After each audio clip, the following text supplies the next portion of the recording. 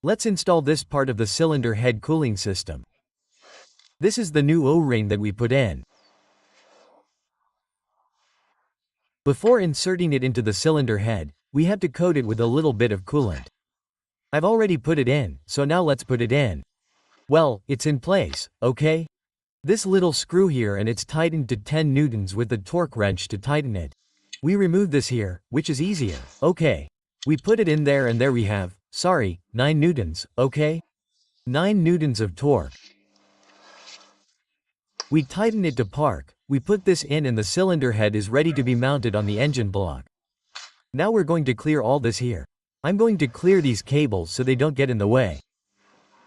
And first we're going to put the cylinder head gasket in place. Well, here we have the cylinder head gasket. I'll also leave a link in the video description to buy it. Look, this is the one it has installed, which is in super good condition, but it can't be reused. I mean, for €50 for a cylinder head gasket, don't reuse it because you'll mess it up, and the one you have to put together to change the cylinder head gasket is the deal of the century. So, it always has to be changed.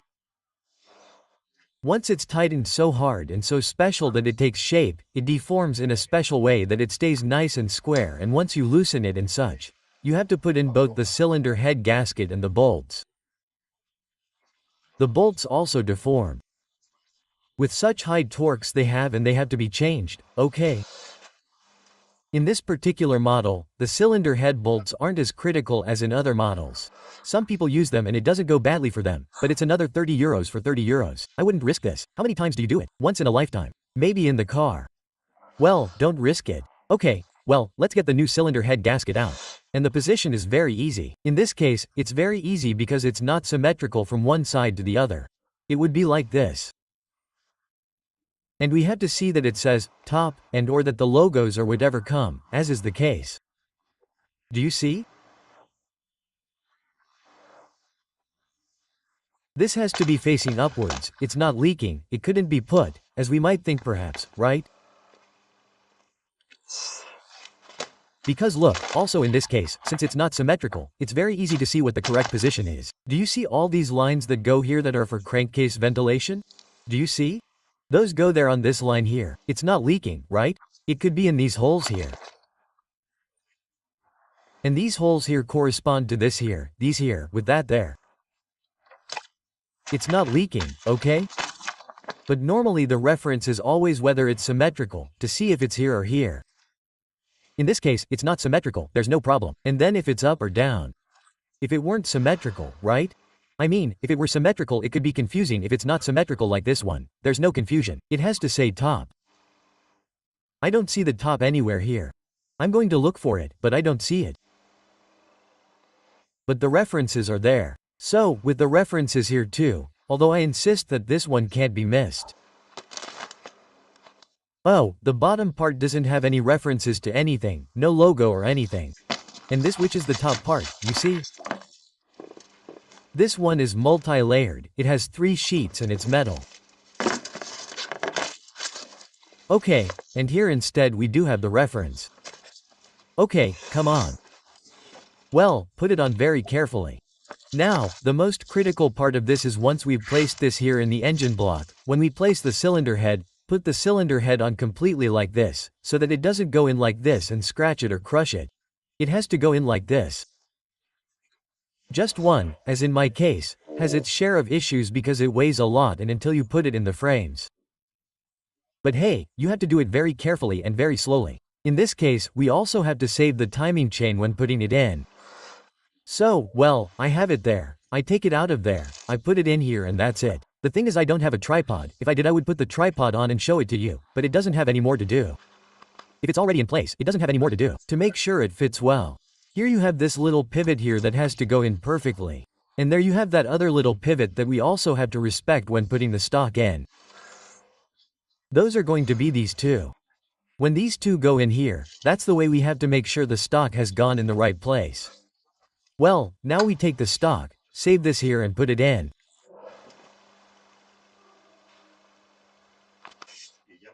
And now, making sure that the engine has a new cylinder head gasket, properly installed, with new bolts tightened to a good torque, and that way we are sure that the entire cylinder head is correct. with the cylinder head just made and the crankcase just finished. This is also just done. This is going to be great. Okay, well, there is room, right? And it's not very complicated, but it is a bit of a pain. And if you already have the rear hoses installed, all the better. Okay, so now what we have to do is put the bolts in and tighten them to torque. This is always the most complicated part when removing a cylinder head, putting it back in, and tightening the cylinder head gasket properly in the order indicated by the manufacturer and with the torque indicated. Here, in this case, there is a minor conflict between what the brand of the cylinder head gasket itself says and what the workshop manual says about the order. Do you see? The workshop manual says that we first start with the one in the middle, number 1. Then we go to number 2. Then, to the left, we go to number 3, 4. Then number 5 and then number 6. And here, look, it says, number 1, 2, correct. But it says 3 here, 4 here, 5 and 6. In this case, that conflict of interests is not important because it is the same, you know? It goes that way and it doesn't matter this and this and then this and this or this and this and then this and this. V is the only one. I'll leave you the graph of the two. I'm going to do it according to the workshop manual. The tightening logically coincides both here and here. It goes in 3 phases. A first phase with a pair of 45 degrees, which is not much. Then a second stage that goes at 90, that is, at 45, you have to tighten all the screws, which are 12 in total.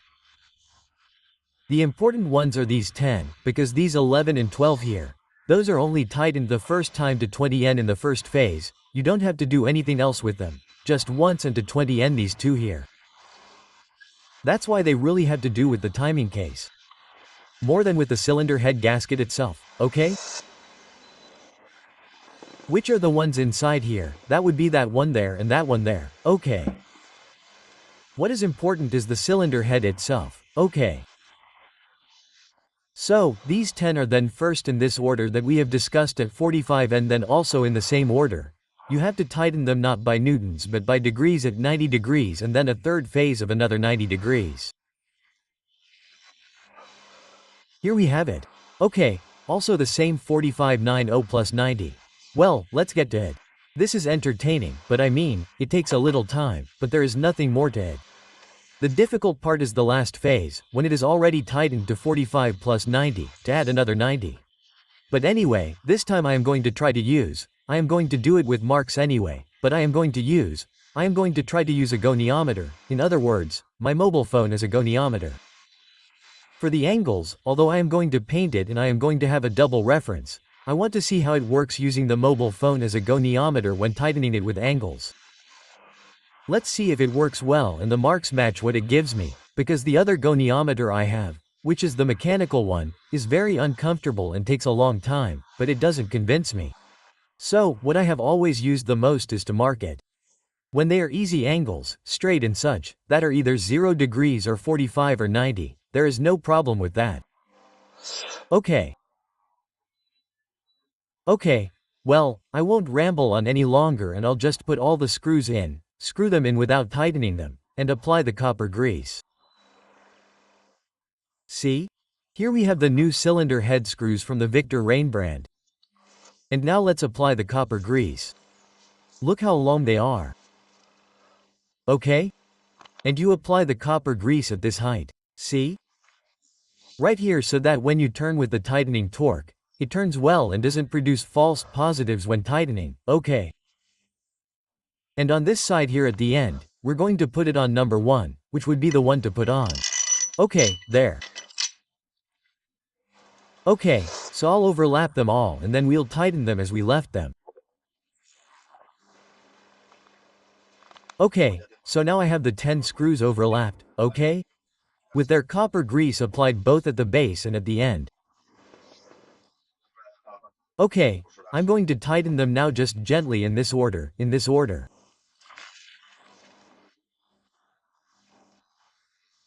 Okay, first 1, then 2, then 3, 4, 5, 6, 7, 8, 9, and 10 in that order.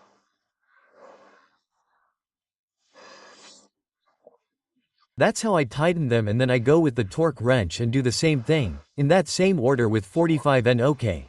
Well, I'm already in the first phase, which is tightening them to 45N. I've already tightened number 1 to 45N. I'll tell you number 2. And there we have the 45N. Now we're going to 3, then 4, then 5, then 6, then 7, then 8. 9 and 10, like that with 45N. I do it all and we continue. Well, I'm already at the 10th at 45 GR. There I have it, the 10th. Now I have 11 and 12 left, which are the two small ones here on the timing cover, which are at 20N and only tighten once. And then we start again with number 1, but now at 45. I'll mark the start of all the bolts so I know where they have to end, which have to end at 180, with an intermediate step that will be at 90. Like this. So come on, let's put these two that go at 20 degrees, 11 and 12. I have very bad news for myself. I made a mistake in one thing, because it wasn't there anywhere, and I should have noticed. And look, I've been looking at everything step by step, but I didn't notice at that moment. And I've noticed now, and thank goodness I noticed before tightening the cylinder head, because if not, I would have messed up even more. In other words, I'm going to lose like 3 CU hours on this mistake, and it has to do with the timing chain. Look, you see the timing chain has to go on this side here.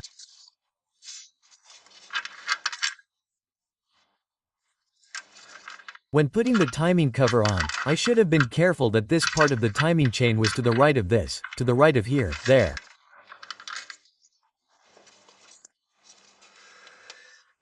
And I didn't do it, and there's no solution, right? I mean, there's no solution. I mean, there's no quick fix. The solution is, you have to disassemble the cylinder head again. You have to disassemble the crankshaft again, which was the thing I was most afraid of, but I had to do it again. You have to take the timing case out again, and when I put it on, what happens is that I think what I'm going to avoid is, removing the crankcase. Well, I'm going to have to remove this air conditioning unit again, and what I'm going to be able to avoid is the oil pan, because by removing the bolts that are at the height of the timing case, which are the first ones on the oil pan. With a little luck I'll avoid it because I don't want to go down again. If I had to do it, well then I had to do it because I already know how to do it and all that, but I'm going to lose like 4 or 5 hours with this because of this little mistake. Holy crap, more material, more of everything. But hey, that's how it is. That's how it is, and that's how it's going to be done. I'm not going to record it all again, okay? I'll just record how to put the oil pan back in and pass the timing chain through this right side. Holy crap, and that's it, and we'll meet back at this same point. Okay, I'm going to disassemble everything, and the sooner I start, the sooner I'll finish and the less angry I'll get. Okay, well, here's the audio where we left off, okay. I've already tightened the headache of the crankshaft pulley. I have to buy a bigger lever so I don't sweat so much. The air conditioning compressor bolts are now tightened. All the bolts to torque, as we've already seen, of the timing case, the bottom of the oil pan, and now this is correct. See? Now the chain is ready, it had to be corrected. Okay, what a headache and what a mess. This will never happen to me again. In the end, I lost like 2 hours redoing all this, okay? 2 hours that are going to be done. These things happen. I've tried to go very slowly, paying attention to everything, following step by step all the instructions in the workshop manual plus the videos and such. And when putting the stage in, it doesn't say it anywhere. I didn't notice when I put it in, so no, nothing can be done. Okay, so now we have all of them tightened in the first phase. The big ones are at 45 GR at 45N, and now I have to tighten these two, which are at 20 newtons, and it's just one phase. With these, once we tighten them to 20 newtons, I have the torque wrench here. This one goes first. This is the 11. Okay, this is the 11. That's how we see it.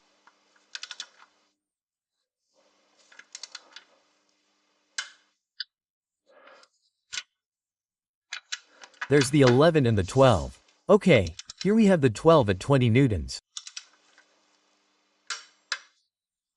Perfect. Well, we have that done. Now, second phase, we have to tighten these 10 screws to 90 GR. So, what I'm going to do is with tips I'm going to paint the part just in front of the screw.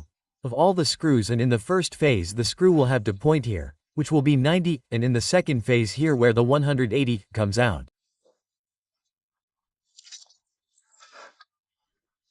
However, I'm going to use the goniometer with my mobile phone for the first time to see if it matches the marks I made with the tips. Come on, I'm going to mark all the screws and then we'll get on with the goniometer. See?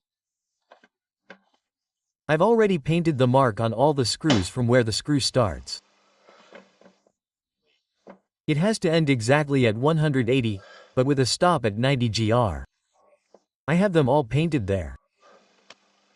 I don't know if you can see it well. There. Okay. And there.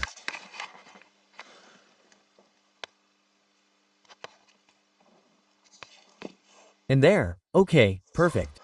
Well, I'm going to get my mobile phone and I'm going to use the goniometer application for the first time to see if it matches. Okay, the goniometer thing with the phone didn't work for me, so I'm using the marks, you see? There, 45 grams from the very top, which was 0 grams, now 45 grams. 45 grams. There's 45 degrees, you know? There's 45 degrees here. 45 grams. I'm already on 10, okay? And I'll leave it at 45 grams. I'll have done the first phase of all of them in the right order. 1, 2, 3, 4, 5, 6, 7, 8, 9, and 10. I'll have the second phase at 45 grams. When I finish this last one, 10, and start over from 1. Sorry, from 1, which is this one, another 45 degrees until the mark is right here, which would be 180 degrees. So the old-fashioned way has worked better for me than the goniometer on the phone. At the moment, it's because I don't know how to use it well. It's a shame I didn't have a tripod to show you, but come on, it's that simple. There's no trick to it in turning it 45 gr. See? We've already done the one with the mark facing us. 2, 2, 3.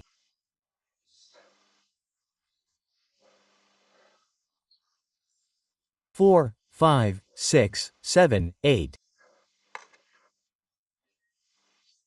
And now I'm going for the 9. I have 9 left. And the 10, see? The 10 is here looking to the right, which would be the first 45 gr. And now I'll show it when I've finished it at 180 gr. In total, that is, it's 90 gr first and 90 gr in the third phase. In total, 180 gr from the beginning after having tightened it to 45N, and that's it. See? It's already facing this way at 180. Well, I've already tightened all the cylinder head bolts. In this car it's very easy, right? You don't have to make brutal efforts. In other cars it's quite a bit harder. Everything is harder. This has all turned very well. Maybe because all the screws are new, whatever. Everything is already in place. The 3 phases are already screwed in and in the right order. And now the next step is to put the lower camshaft housing, but this one comes with the corresponding silicone, so we have to put this same silicone on it, the one we've used for everything, which I have here well kept. I'll show it to you now. We put the silicone from the Loctite, and once we have this in place with the silicone, we tighten the corresponding screws.